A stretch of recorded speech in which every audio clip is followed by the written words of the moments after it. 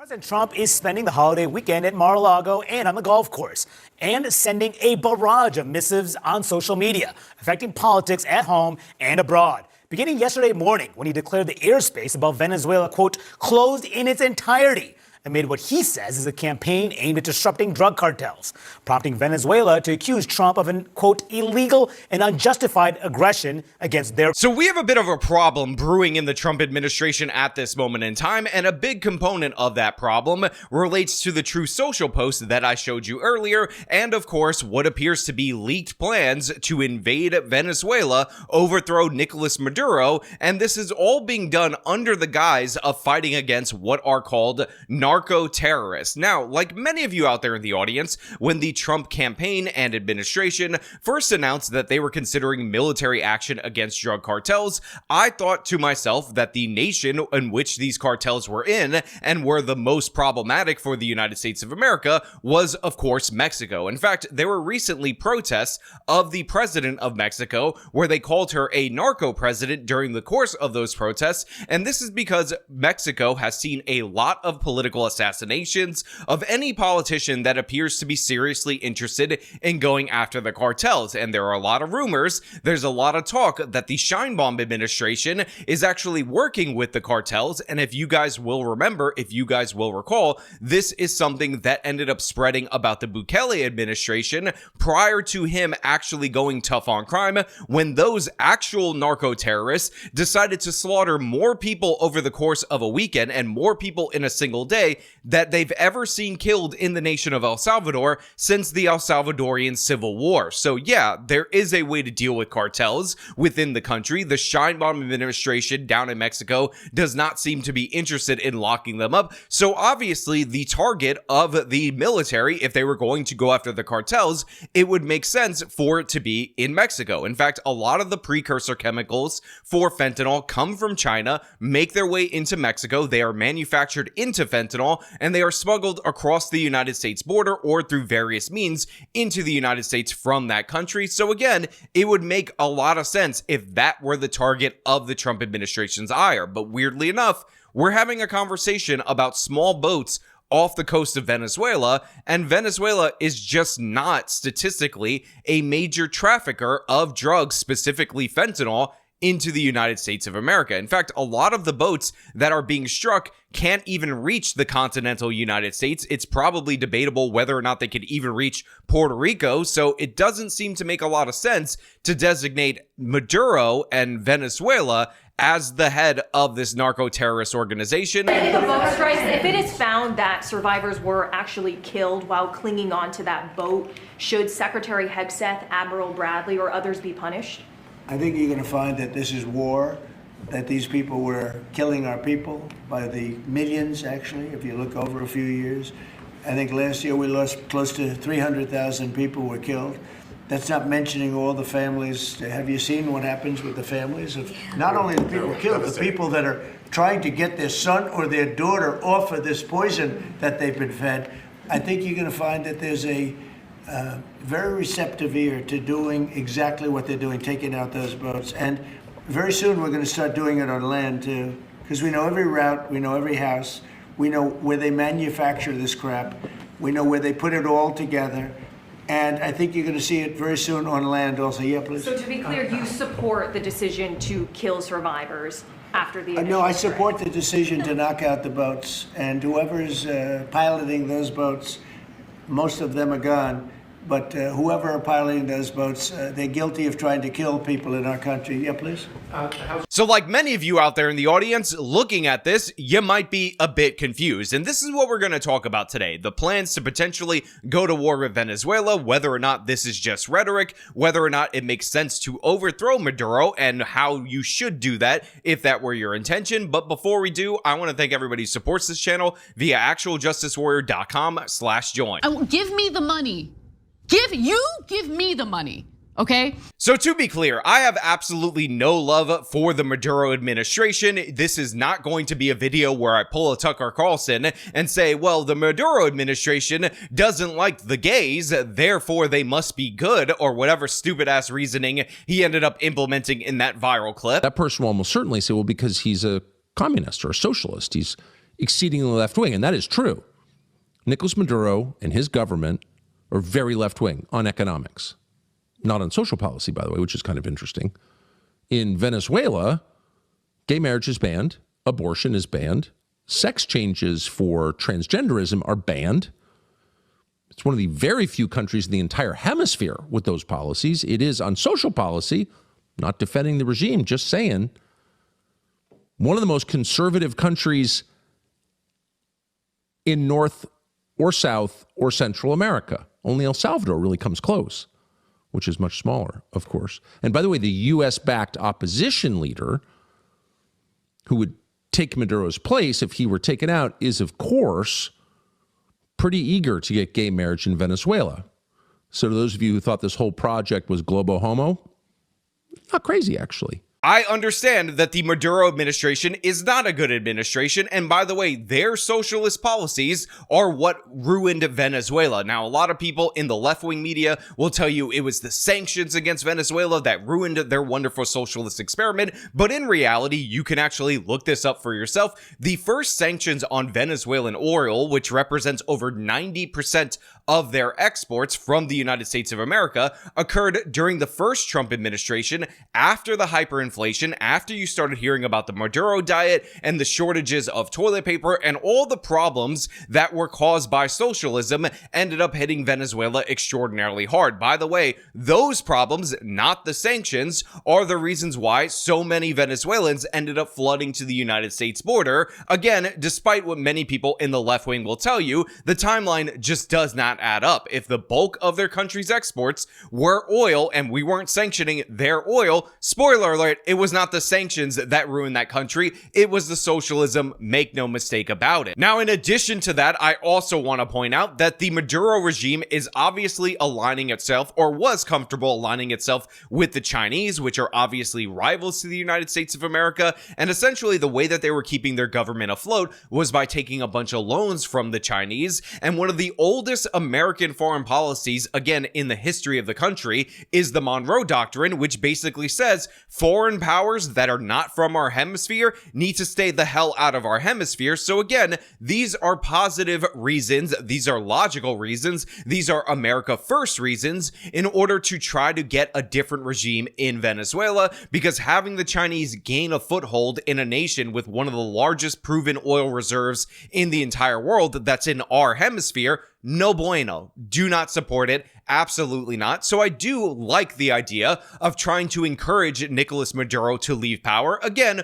regardless of how he feels about the gays or the transes, because I don't make foreign policy decisions based on the religiosity of a particular nation. That's stupid. That's ridiculous. But that being said, that doesn't necessarily mean that we should send our military to Venezuela in order to oust Nicolas Maduro. And this is where we run into a lot of problems, because of course, the American people, according to polling, are actually overwhelmingly in support of the idea of these strikes against drug cartels. And if that was what we were doing, you could say the Trump administration definitely found themselves a winning policy. But the thing is, if this is about overthrowing the Venezuelan regime for the reasons that I described, I think it would behoove of the Trump administration to actually tell us that, to level with the American people, not copy tactics from the Bush era neocons where you say the issue is one thing and then you make it about another. Because in reality, the amount of drugs, even cocaine, which by the way, Venezuela is in fact a transit route for cocaine because Colombia is right next door, coming to the United States of America from Venezuela is extraordinarily low. It is estimated to be less than 10% of the cocaine in this nation. And of course, the fentanyl that is coming into this nation, it's even lower than that. So again, if we're trying to address drugs, if we're trying to address the deadly drugs that people are overdosing on, it does not seem logical to target, again, these Venezuelan boats that, by the way, the US government hasn't really provided any information on to actually indicate that they are loaded up with drugs. And the reason why this is absolutely crucial is that the Coast Guard actually engages in stops of vessels that they suspect are containing drugs. And what we find out is that 80% of the time, they do in fact have drugs, according to certain reports that have been shared by Senator Rand Paul, which means that 20% of the time, 1 out of 5, they're completely innocent. So bombing random boats or bombing boats that we're pretty sure have drugs in them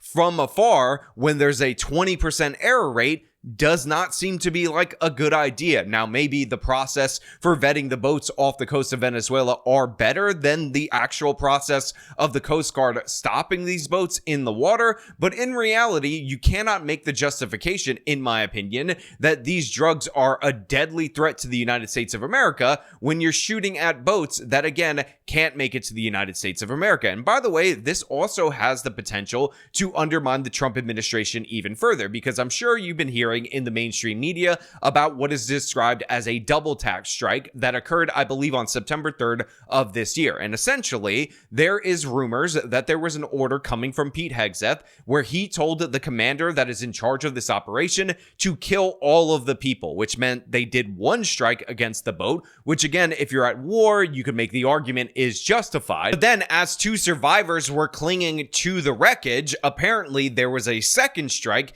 in order to ensure that all these people were killed. And by the way, this is considered a violation of the rules of war. And by the way, in the United States of America, we have prosecuted people for violating the rules of war. Now, not every time. It doesn't happen 100% of the time. Make no mistake about it. But do you think that when Trump is out of power and the Democrats come back in power, they are not going to examine this and actually prosecute this? This is not going to be a situation where you had Bradley Manning leak that video of the Apache helicopter thing where they killed members of the Associated Press and nobody was prosecuted except for Bradley Manning. This is going to be a situation where they're going to go down the list of Trump administration officials in order to prosecute them. Tonight, new information. According to a source familiar with the incident, the 2 survivors climbed back onto the boat after the initial strike. They were believed to be potentially in communication with others and salvaging some of the drugs.